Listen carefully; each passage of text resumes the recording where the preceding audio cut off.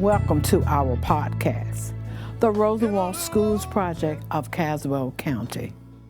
But first, let me talk about our grassroots organization, Caswell History Speaks. Our organization is dedicated to serving Caswell County by collecting, preserving, and sharing stories that make up the history of our great county. Through podcasts, films, musicals, documentary series, and vignettes, we capture the essence of uncovered memories, shedding light on prolific icons in a very positive fashion. Our current project is entitled the Rosenwald Schools Project of Caswell County. We will connect education and the arts to relive and retell the past of Caswell African American educational roots and how they are debuted in Caswell from the passport of traditions, doctrines, core values, and cultural indifferences. Further projects are in the making of a traveler museum and planting state markers at the locations of the Rosenwald schools here in Caswell County. Do you know the educational impact and role of Julius Rosenwald and Booker T. Washington in Caswell County during 1926 to 1960? Do you know the contributions, the sacrifices, the digestion of community spirit made possible in Caswell during the same time frame? Caswell History Speaks will format the commentaries of 6, 1, and 4-room schoolhouses given from the residents of Caswell. They will share their educational stories.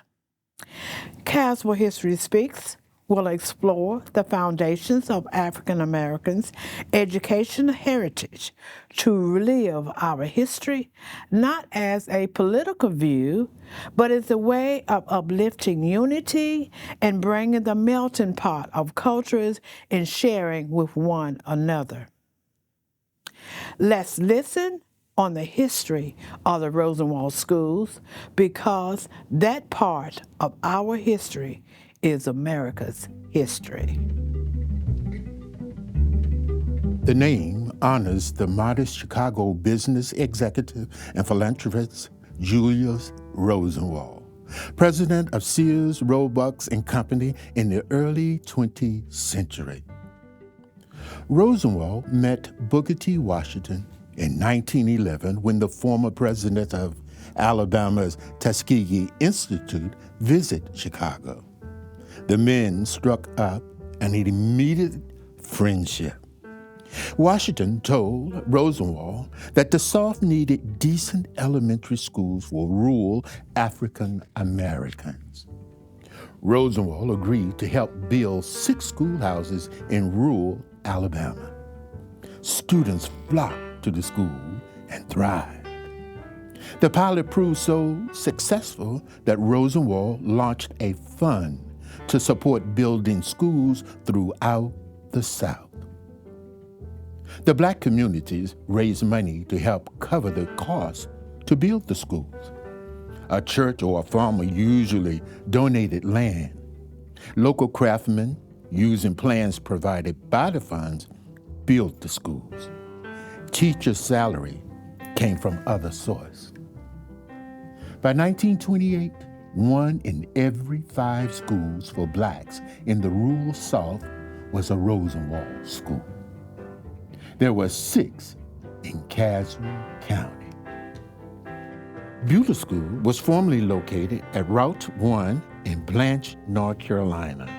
Blackwell School was located on Highway 158 west of Yanceyville, North Carolina. Dartmouth School was located on North Carolina Highway 57 in Milton, North Carolina.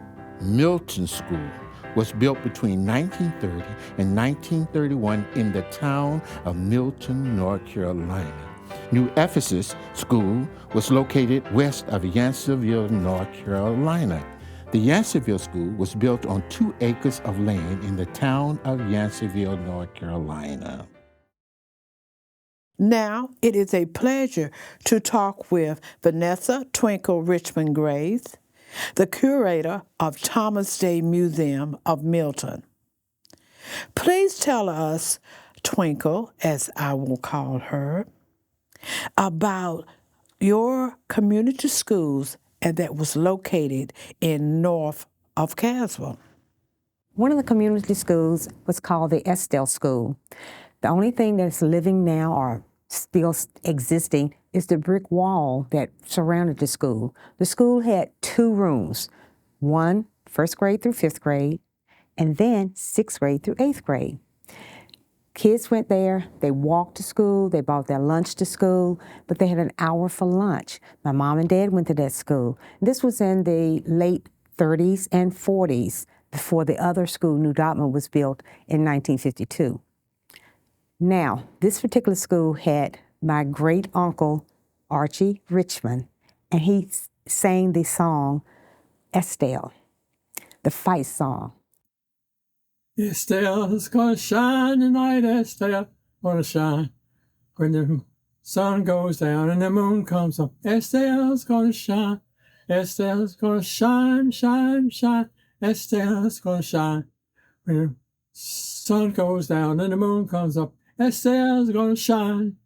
Estelle's gonna shine, shine, shine, shine, shine. Estelle's gonna shine. Estelle's gonna shine when the sun goes down and the moon comes up. Estelle's gonna shine. He was also a bus driver for that school, and, well, all of my family went there, plus my great aunt, Jeffries, was the teacher.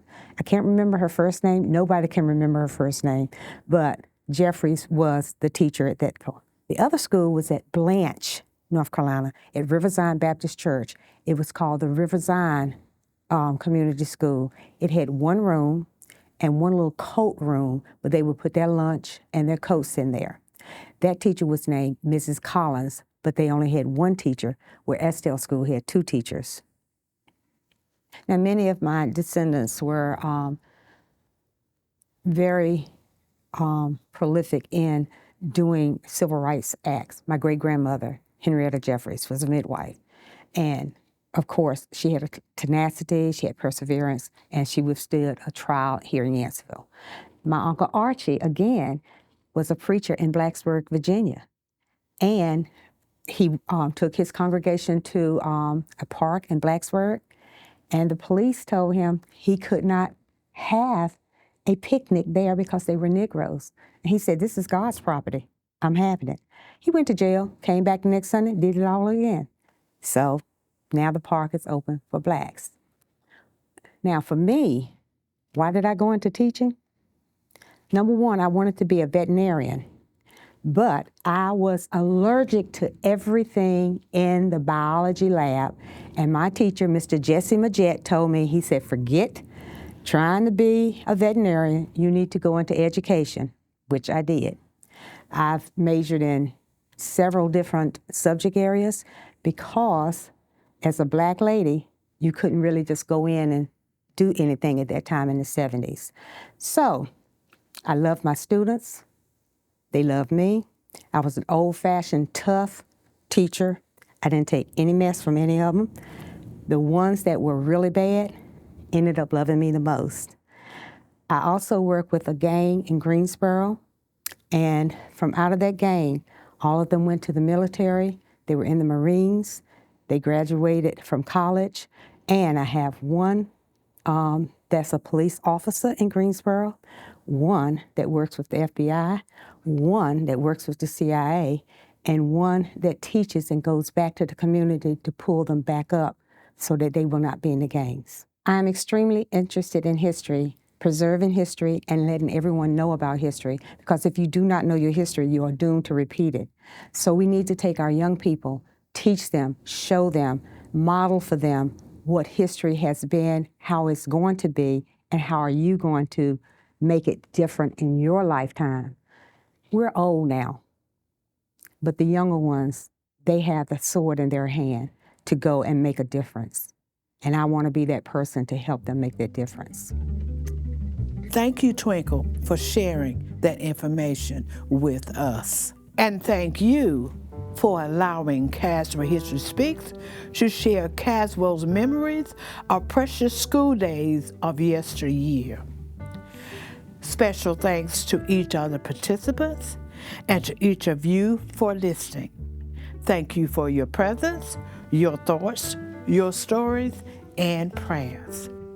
Special thanks to Fred Motley, Creative Director of the Rosenwald Schools Project, Karen Williamson, Executive Director of Caswell Arts of Caswell and the consultant for the Rosenwald Schools Project, our advisory board, Dr. Donald Fuller, our physical agent, Reverend Dr. Jerry O. Wilson, Sr., and moderator of the Cedar Grove Association and pastor of Beulah Baptist Church.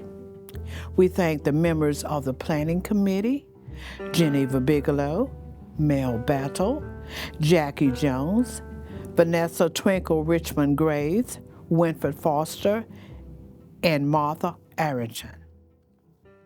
I leave with you the words of John Lewis, congressman and a former student of a Rosenwald school.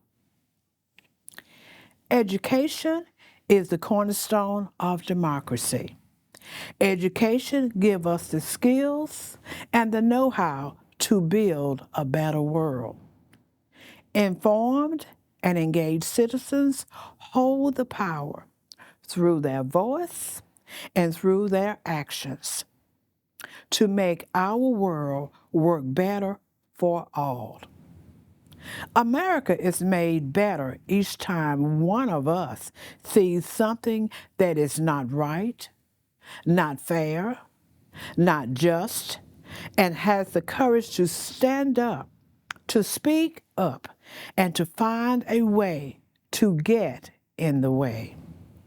All of us have a moral obligation, a mission, a mandate to do our part.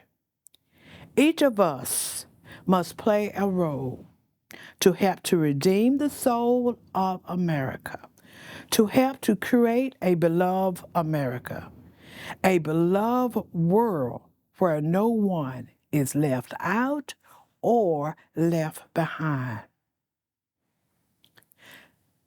May the spirit of peace, justice, and love be our guide. Until the next time, may God continue to bless each of